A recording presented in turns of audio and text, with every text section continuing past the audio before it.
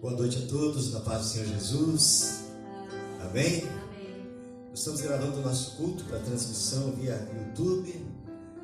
E nesta noite é o culto de ensinamento. Eu quero agradecer a Deus, porque Deus tem nos dado a oportunidade de nós aprendermos. E quando nós ensinamos, irmãos, nós também aprendemos. E o importante de tudo isso é que aprender é necessário. Conhecimento da palavra de Deus é necessário. Hoje nós vamos fazer um estudo da palavra de Deus a respeito das 7 igrejas do Apocalipse, as igrejas da Ásia Menor, né? E hoje nós vamos estudar sobre a igreja de Sardes, é a 5ª igreja. E nesta igreja nós vamos tirar proveito espiritual para todos os irmãos. Ela está aqui no capítulo 3 do livro do Apocalipse. A todos, que Deus os abençoe, os guarde. Nós já oramos. A mensagem à igreja de Sardes está no capítulo 3, no primeiro verso ao 6º. Diz a palavra de Deus: ao anjo da igreja em Sardes escreve: estas coisas diz aquele que tem os 7 Espíritos de Deus e as 7 estrelas. Conheço as tuas obras, que tens nome de que vives e estás morto. Sê vigilante e consolida o resto que estava para morrer, porque não tenho achado íntegras as tuas obras na presença de Deus. Lembra-te, pois, do que tens recebido e ouvido, guarda-o e arrepende-te. Porquanto, se não vigiares, virei como ladrão,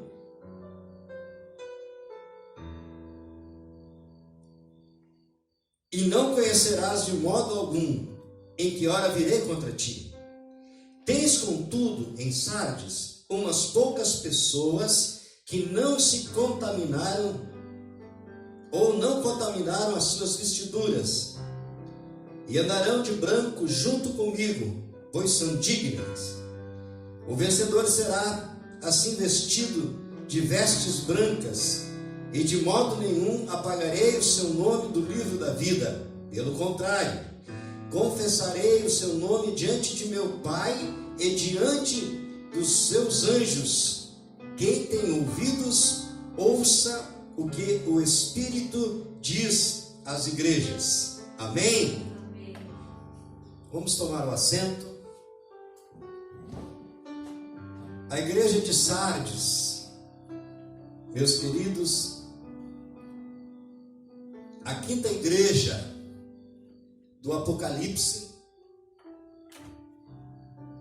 Muitas vezes você já deve ter ouvido falar sobre a Ásia Menor. Você já ouviu falar da Ásia Menor?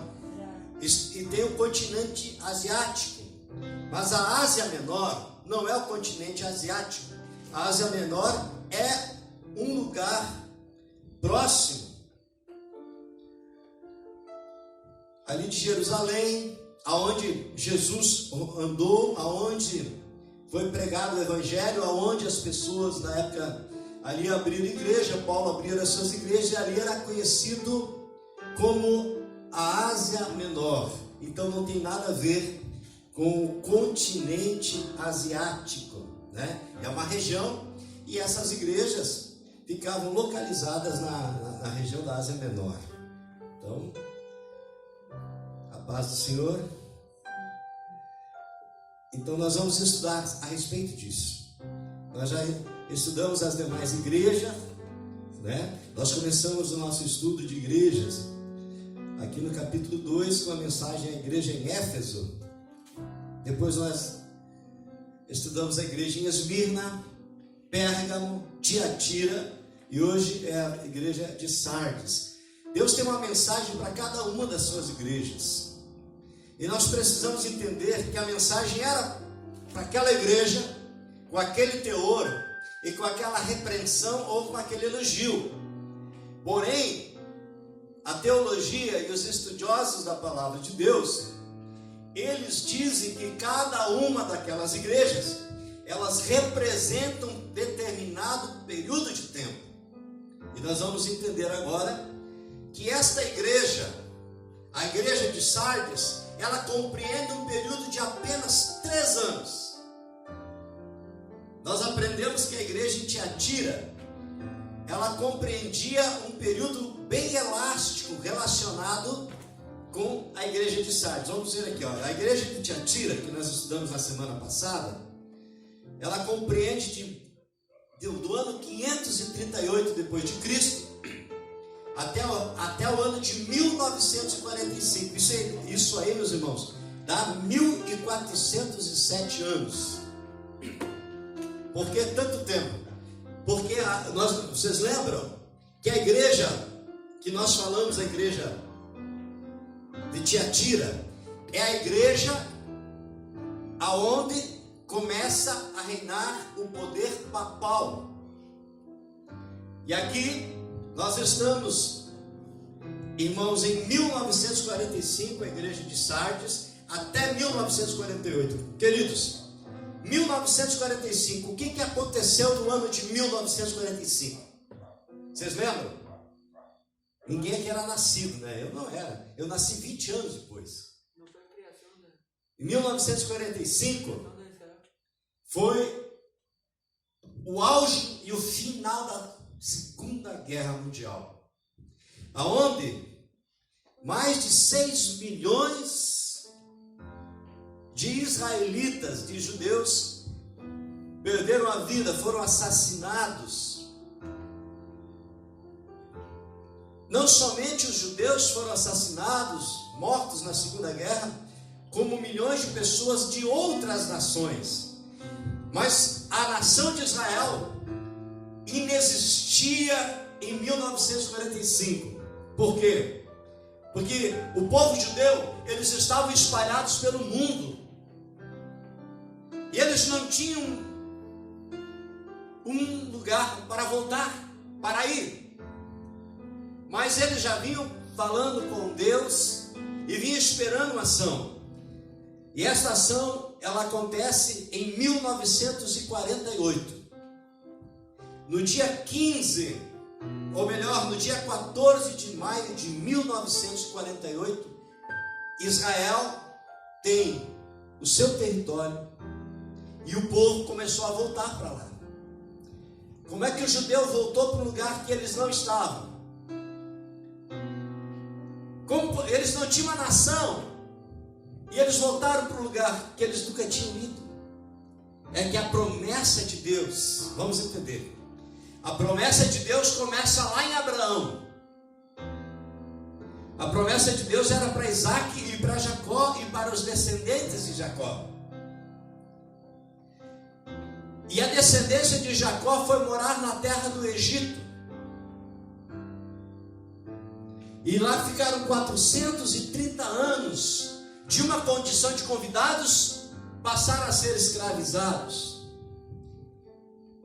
Com mão forte, Deus tira o povo israelita da terra do Egito, e eles vão para o deserto, seguidores do grande profeta Moisés. Moisés veio falecer no deserto. Josué leva eles à terra prometida. E depois de mais de destruir Josué, o reinado de 31 reis,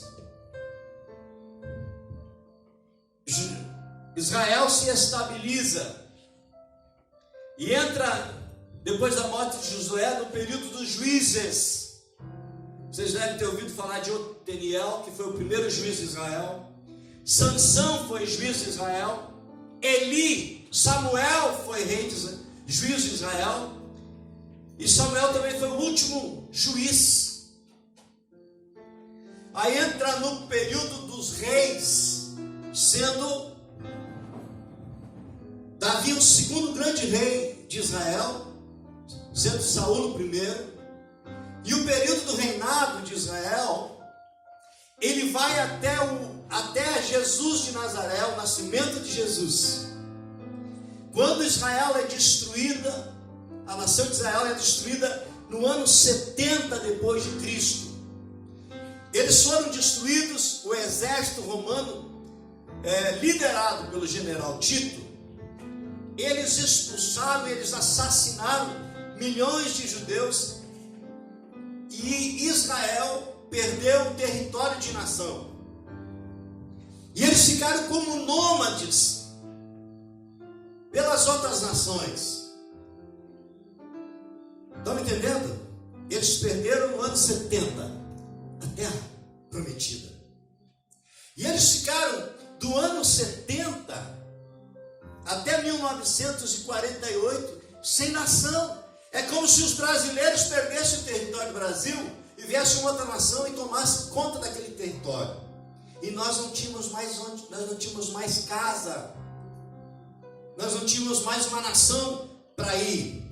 Então, quando nós falamos que os judeus voltaram para Israel, de fato eles voltaram, mas a maioria nasceu na Europa, nas Américas, aqui no Brasil, e eles começaram a voltar em 1948, quando a ONU, a Organização das Nações Unidas, na Assembleia de número 181, se eu não estou enganado, presidida por Oswaldo Aranha, brasileiro, gaúcho, 7 votos foram votados naquela noite para criar ou não criar a nação de Israel. 6 votaram, 3 a favor e 3 contra. Aí Oswaldo Aranha, gaúcho, ele se levantou e votou o voto a favor da criação do Estado de Israel. Vocês já ouviram falar do voto Minerva? Esse voto é conhecido como o voto Minerva, um voto que decidiu pela criação do Estado de Israel. E em 1948 Israel é uma nação, a partir de 14 de maio. Por que tem a ver, irmãos, com a igreja de Sardes? 1945, essa igreja compreende um período curto, de apenas 3 anos. 3 anos.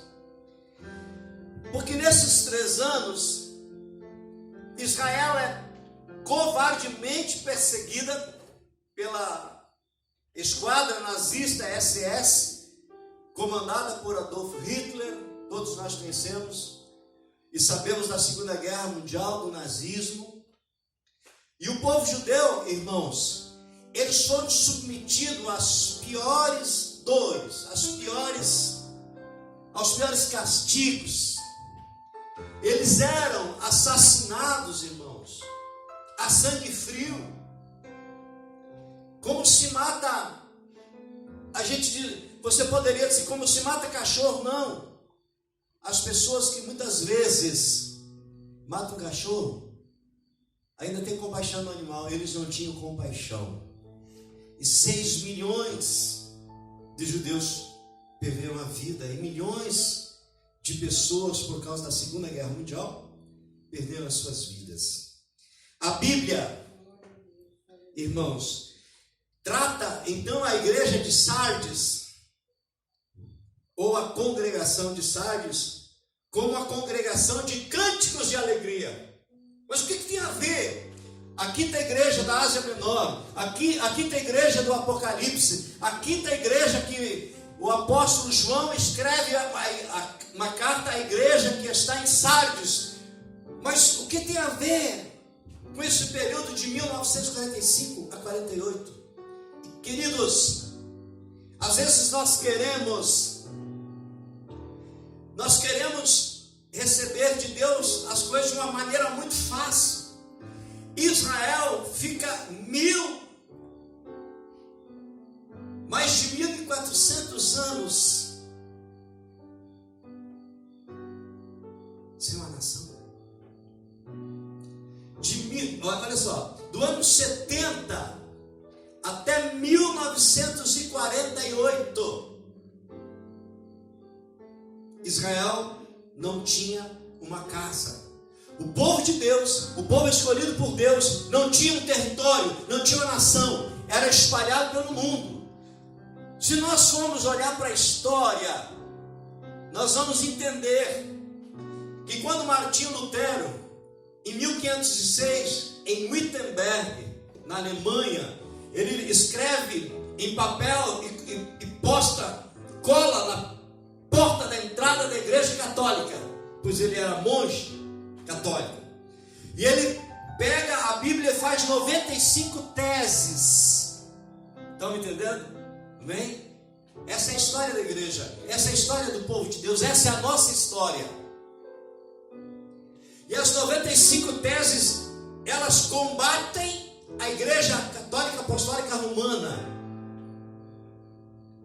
o poder papal, que na mesma época vendia indulgências. Vocês já ouviram falar em indulgências?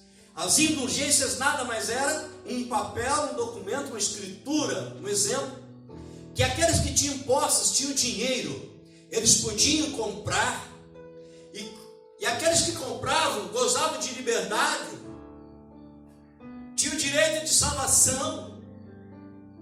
E aqueles que tinham a Bíblia em casa, tinham um livro, e que não aceitavam, e que sabiam que isso era uma heresia, isto era a heresia satânica do poder daquela época, da igreja. E as pessoas que se opuseram, que se levantaram, contrariados, foram queimados na fogueira, foram cerrados no meio, foram assassinados, e pilhas de livros de Bíblias foram queimadas nas praças. E o exército opressor do poder papal assassinava judeus, e assassinava alemães, ingleses, pessoas que se levantaram contra o sistema papal da época. Martinho Lutero, ele só não foi assassinado porque ele era inteligente e ele buscou cobertura do rei da Inglaterra. E ele não foi assassinado, mas sofreu as piores perseguições. E graças a Lutero, John Wesley, John Calvino e tantos outros que se levantaram depois daquela época, hoje nós podemos ter liberdade de ter a igreja evangélica.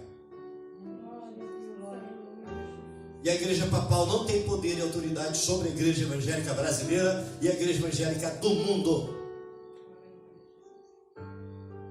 A igreja de Sardes, ela compreende em 3 anos a libertação do povo hebreu.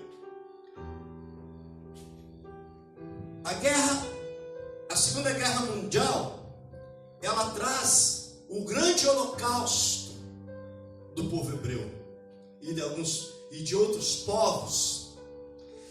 1945 encerra a guerra, mas o povo hebreu sofria ainda perseguições de outras nações.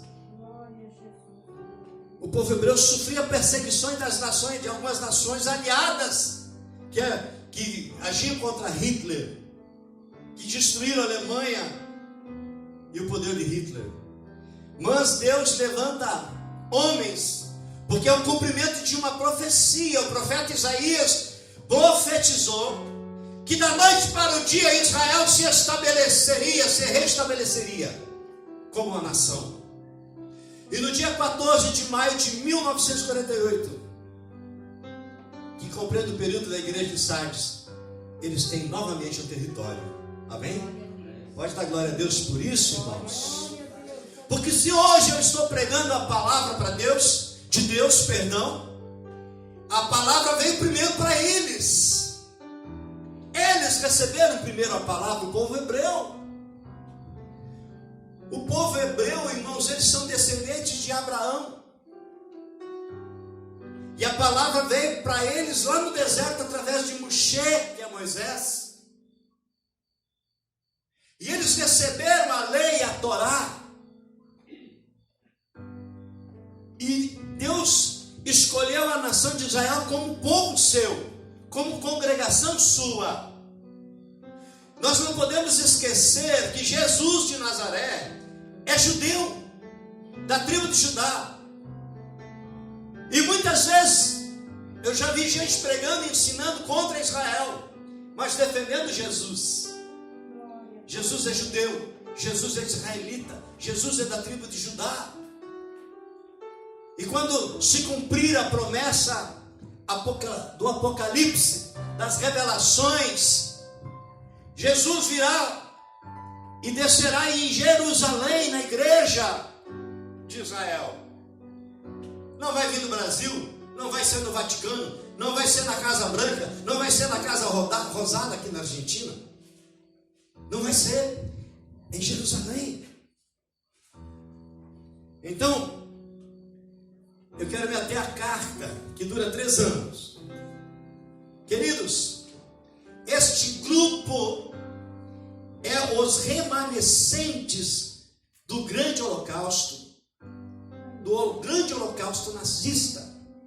O nome Sardes é bem próprio, pois significa cânticos de alegria.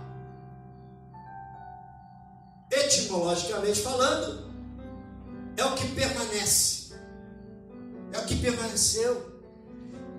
Toda a Bíblia Sagrada, todas as Santas Escrituras narram, a partir de Abraão, a história do povo hebreu.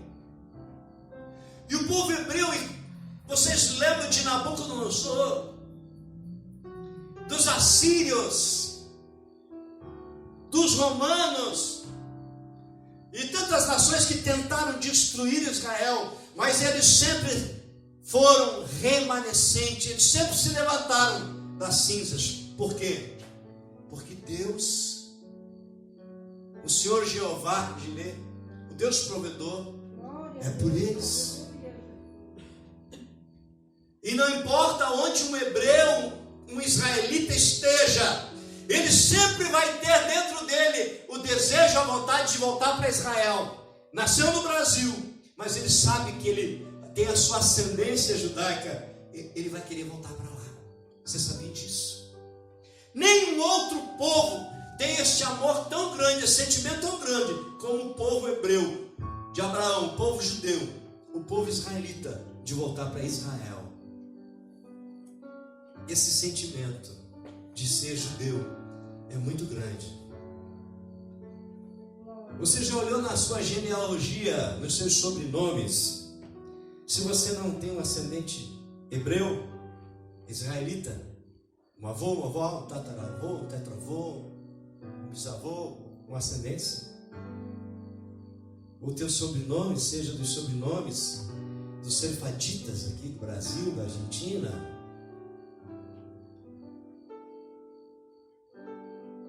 É muito interessante isso. Por quê? Porque se você é um judeu descendente e você tem vontade de ir para Israel, morar lá, só isso já te dá umas características do que é ser um judeu. Não importando a tribo, eu tenho um sentimento de voltar para lá. Eu, pastor João, tenho esse sentimento.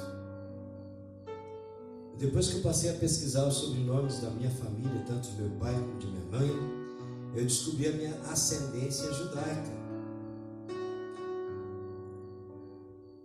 70% dos brasileiros têm ascendência judaica. Por quê? Porque em 1500, quando chegaram as 13 caravelas aqui, elas vieram com os porões recheados de judeus fugindo da Inquisição espanhola e fugindo da Inquisição portuguesa. E o norte do Brasil, o nordeste brasileiro, foi tomado por descendentes de Abraão. E quando eu comecei a estudar e pesquisar, irmãos, a respeito das ascendências, é muito emocionante. Porque tem muitos que dizem, eu gosto de ser italiano. Eu sou italiano. Meus avós, meu tataravô e meu bisavô, eles vieram da Itália, em 1891. Mais precisamente, se não me engano, no mês de abril, eles chegaram num navio chamado Vera Cruz, no Porto de Santos, e se estabeleceram na Serra Gaúcha, Nova Prata, Arvorezinha, Itapuca, aqui na Serra Gaúcha. Bem característico dos descendentes judeus que vieram da Itália, vieram da Alemanha, vieram da Espanha. Minha avó paterna do meu pai, a mãe dele, ela é descendente, pelo sobrenome dela, dos espanhóis da Argentina, sobrenome Escobar. Então, eu estou falando do povo de Deus que tem essa vontade de ir para Israel. Muitas pessoas têm vontade de ir para lá porque é um ponto turístico. Jesus andou por lá, mas nem todos querem morar lá. Eu gostaria de ir para ficar. Você nunca pensou nisso? Eu gostaria de ir para lá para ficar, porque algo nos puxa. E o povo judeu, irmãos, ele se levanta das cinzas. A Bíblia Sagrada conta a história do povo judeu se levantando do nada. E Deus nunca desamparou, verdadeiramente não. Porque quando a nação de Israel se arrependia dos seus maus caminhos e se voltava para Deus, Deus ouvia dos céus. Quando eles estavam lá no deserto, ou melhor, no Egito, eles levantaram um clamor, Deus ouviu o clamor e começou a descer as pragas sobre o Egito, as 10. Deus, se você se voltar para Deus, Deus vai se voltar para você. O Deus de Israel é o nosso Deus. Lá em Israel eles não chamam Deus como nós chamamos. Lá eles vão dizer Elohim, Adonai, Yahweh, Yeshua, Mashiach, Ruach, que é o Espírito, Ruach HaKodesh, o Espírito Santo. Mas nós vamos continuar falando do jeito português que nós aprendemos. Imagine que quando em 1945 a Alemanha se rende e todos os sobreviventes dos 6 milhões de judeus massacrados são libertos. Esse pequeno grupo de sobreviventes, em apenas 3 anos, 1948, presenciaria a proclamação da soberania do novo Estado de Israel, após 19 séculos de espera. Entendeu? 1900 anos aproximadamente eles esperaram para voltar à terra prometida. Voltar como, pastor João? Eles nunca estiveram lá, poucos estiveram naquela região, mas o coração deles estava lá. Isso passou de pai para filho, de filho para filho e assim por diante. O amor pela sua terra, o amor pela sua raça, pelo seu sangue. Nós estamos aqui nesta noite porque um judeu nos une. O Senhor Jesus, judeu da tribo de Judá. Amém? Olha o que diz o livro do Apocalipse, Guiliana, no capítulo 13, nos versículos 1 e 2, aqui da igreja de Sardes. Conheço as tuas obras. Tens nome de que vives e está morto. Sê vigilante e confirma o restante, que estava para morrer, porque não tenho achado as tuas obras perfeitas diante do meu Elohim, ou do meu Deus.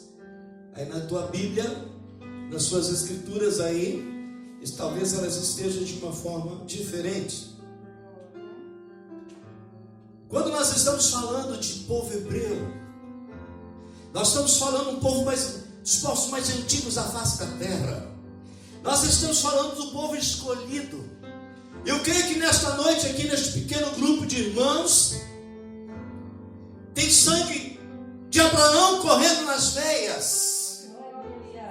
Ei, você saber que o sangue de Abraão corre nas suas veias é muita honra. É muita honra. Olha o que diz no versículo 5 do capítulo 3.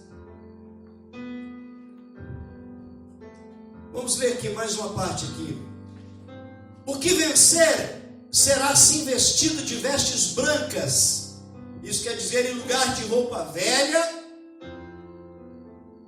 em lugar de coisas deste mundo, de maneira nenhuma riscarei o seu nome do livro da vida. Ou seja, ao invés do nome na lista do fuzilamento de Hitler, Deus escrevia o nome daqueles lá, ou da Câmara de Gás, no livro da vida. Entenderam?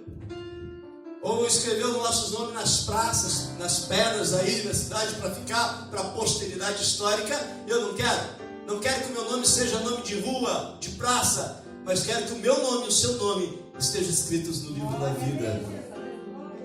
Antes confessarei o seu nome diante de meu Pai. Deus está dizendo que quer confessar o nome de cada um de nós diante do Pai e diante dos seus melahim, que são os seus anjos. Entenderam? Pastor, como é que eu faço para escrever meu nome no livro da vida? Davi escreve lá no versículo 5 do Salmo 37, no verso 5. O que é que ele escreve lá? Quem é que pode recitar para mim? Esse é muito conhecido. Vamos lá, igreja. 37, 5. Qual é? Do Salmo 37, versículo 5. O que Davi fala? Entrega o teu caminho ao Senhor. Confia nele. E ele tudo fará. Aleluia.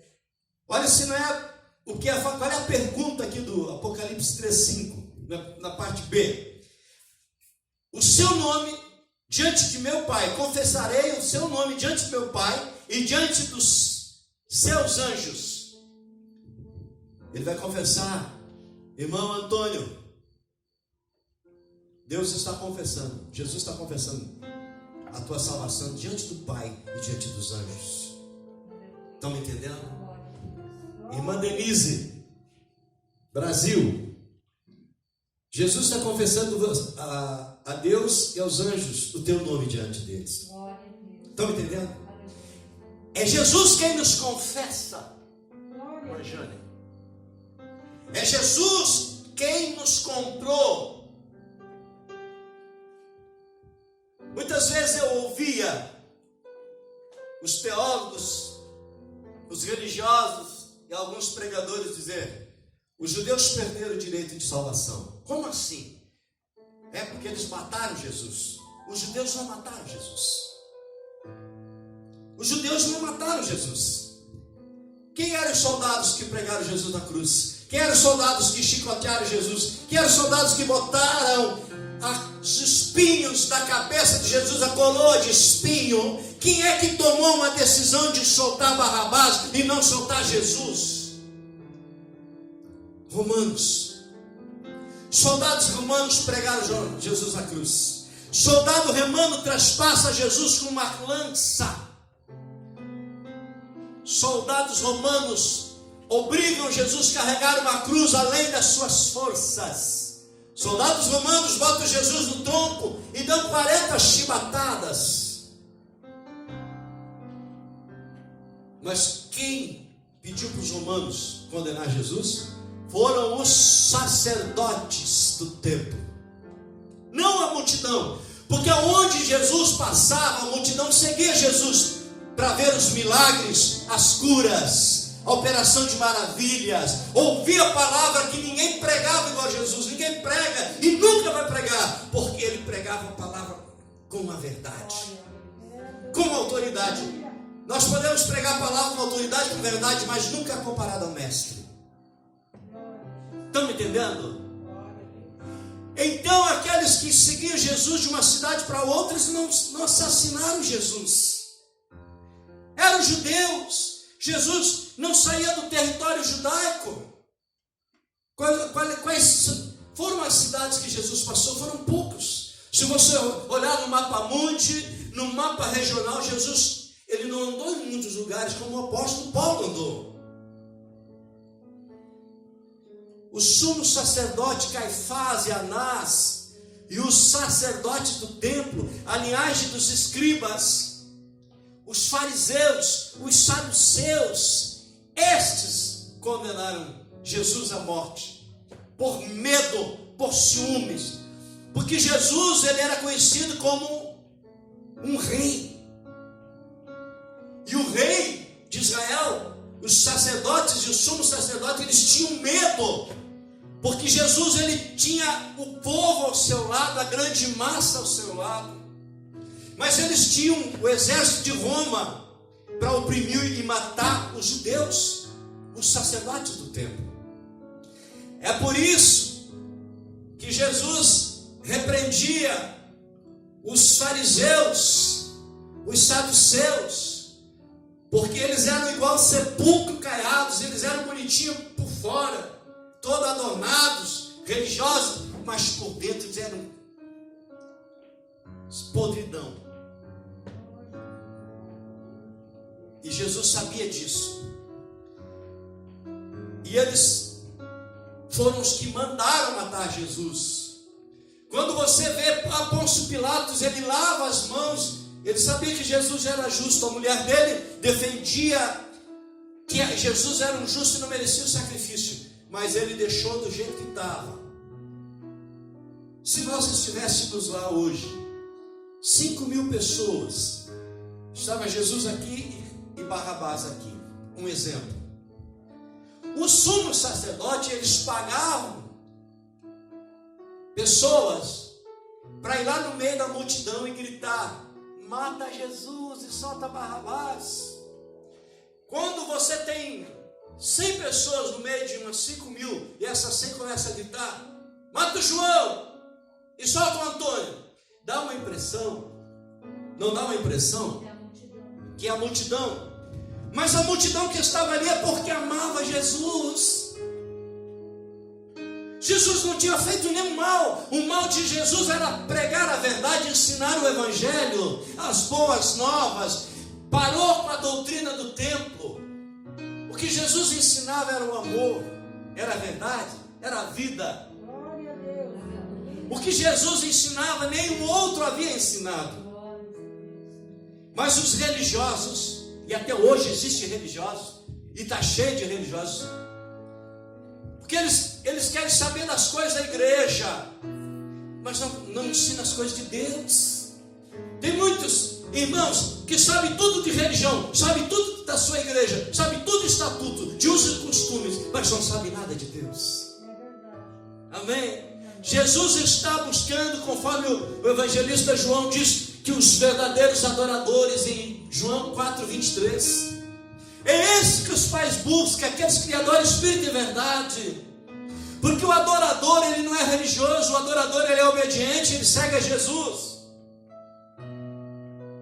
Os fariseus, eles eram religiosos, terrivelmente religiosos. E a igreja de Sardes, meus queridos, que é a igreja da alegria. Por que alegria? Porque os judeus ganharam de novo um território. Poxa, você passa morando na casa dos outros numa vida. Você mora de aluguel, pagando aluguel e sendo despejado. De repente, teu pai chega e te dá uma casa, te dá uma casa montada, te dá um pátio, te dá um lugar. Como é que você fica, irmão? Você fica feliz. Você chora de alegria. Quantas lágrimas os judeus derramaram, que em 1948, no dia 14 de maio, foi dada a autorização para criar o Estado de Israel pela ONU. Eles tinham agora uma identidade. Eles tinham agora um endereço. Eles agora tinham um território. Entenderam? Porque era promessa de Deus. Mas quantos morreram nesses 1900 anos de perseguição? Quantos morreram na Segunda Guerra, no Grande Holocausto? As mulheres velhas, homens velhos, assassinados a tiro de metralhadora, de pistola de fuzil, queimados vivos dentro dos trens. Fechavam dentro dos trens, largavam aquele gás mortífero, eles morriam. As retas escavadeiras abriam covas de profundidade e eles eram jogados ali como lixo. Só pele e osso, porque passaram fome.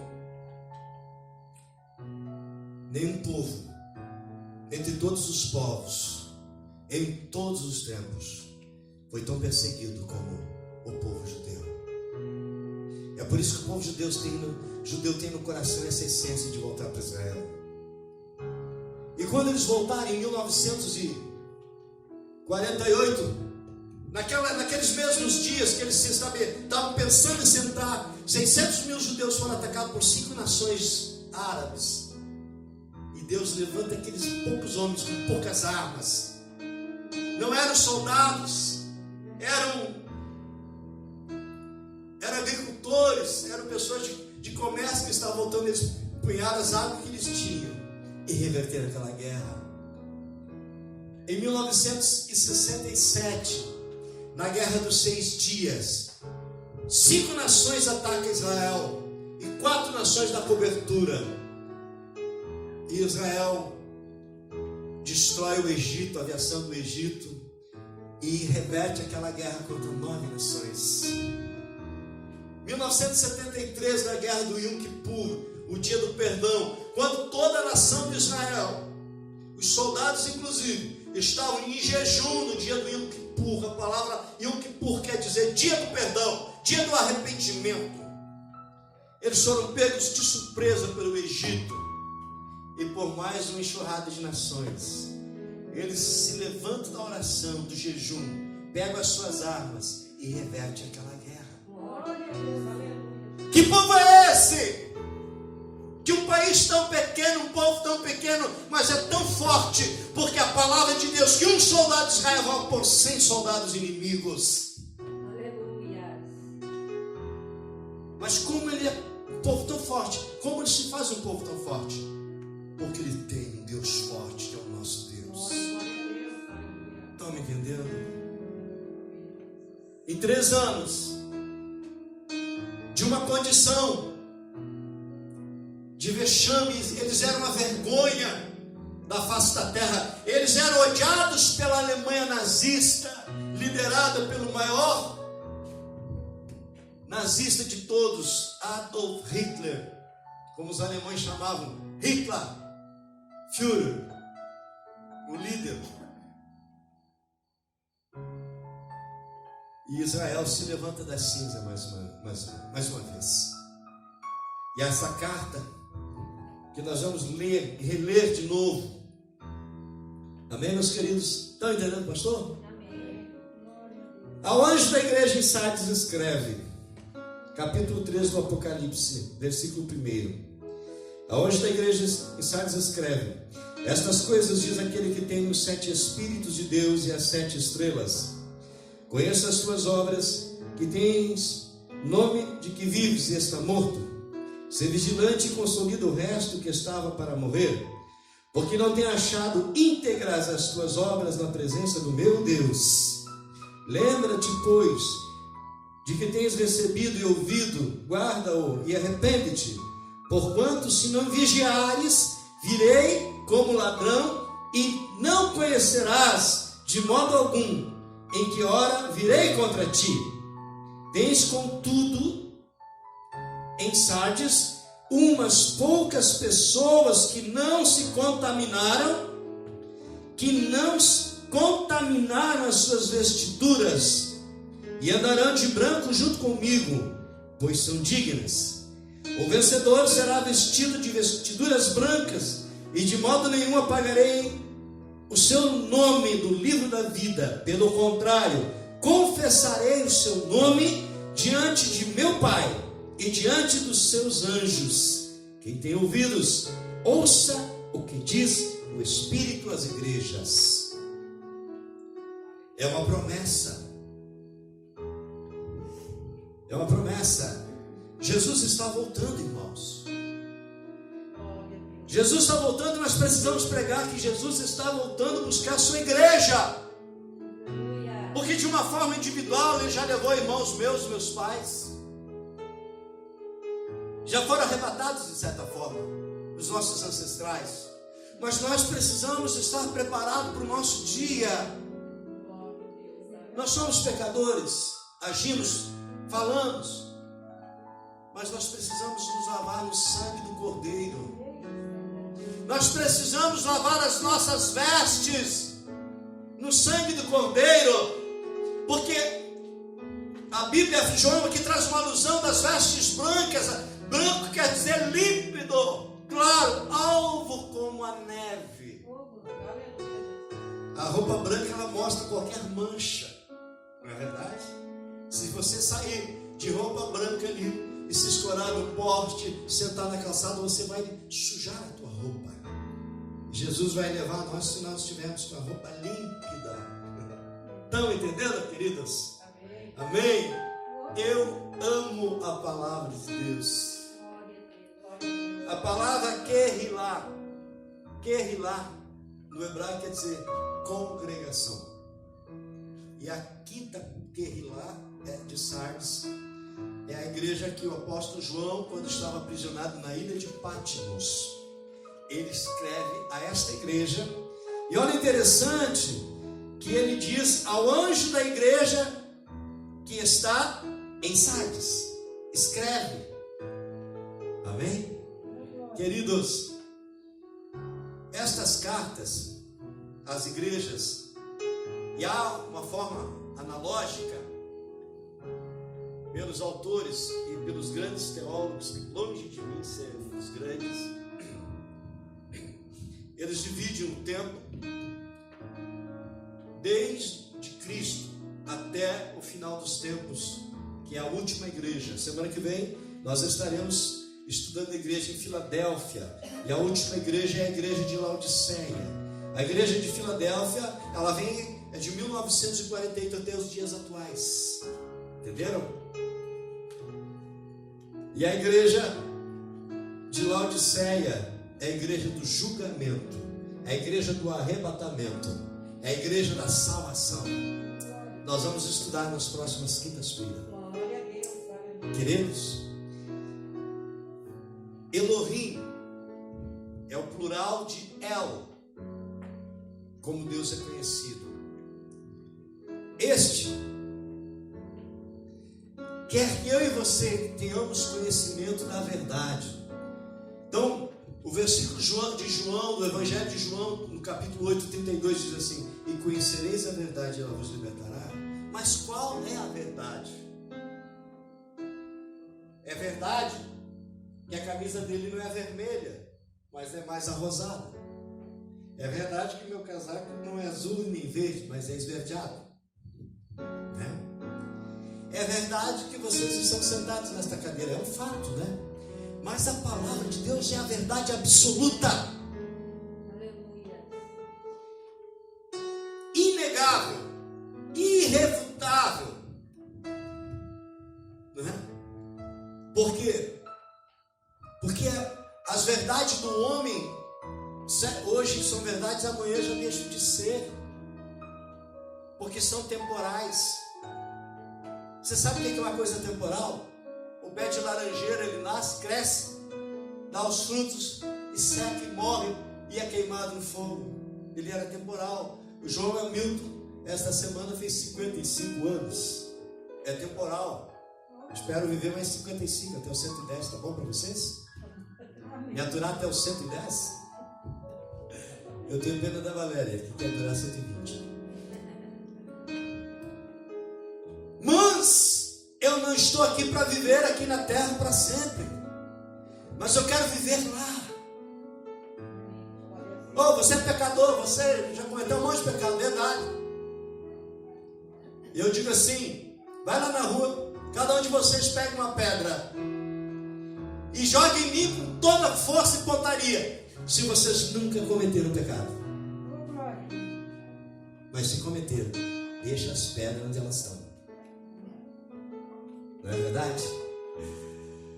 Muitas vezes nós apontamos o dedo: irmão Antônio, irmã Nanisa, irmã Mari, o dedo velho de condenação.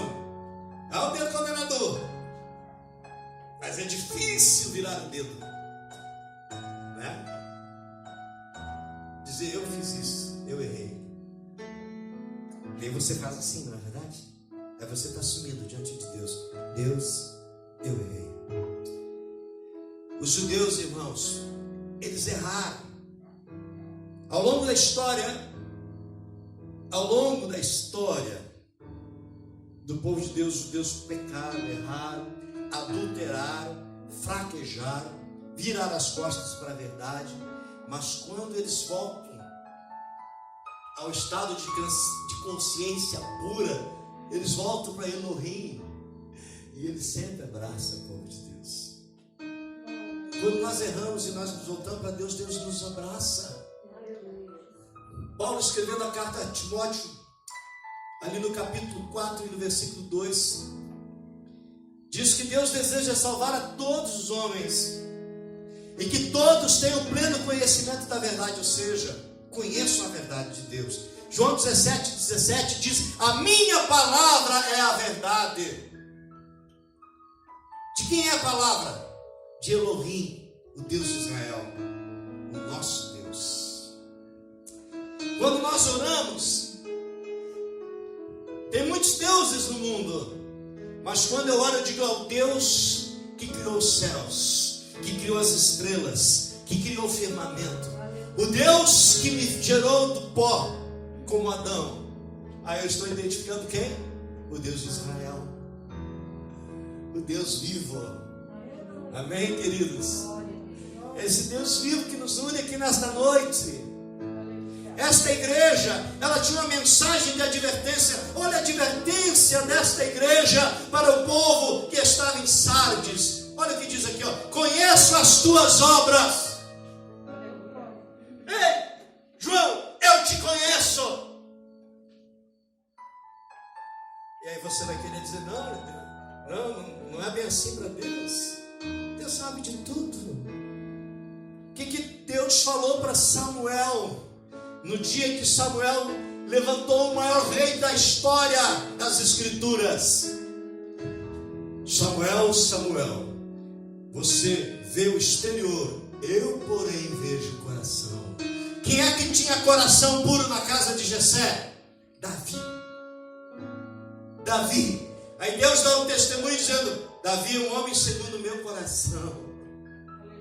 Você já viu Deus, a grandeza do Criador, olhar para a criatura minúscula, pó da terra, grão de areia na praia do mar e dizer: este grão de areia é segundo o meu coração.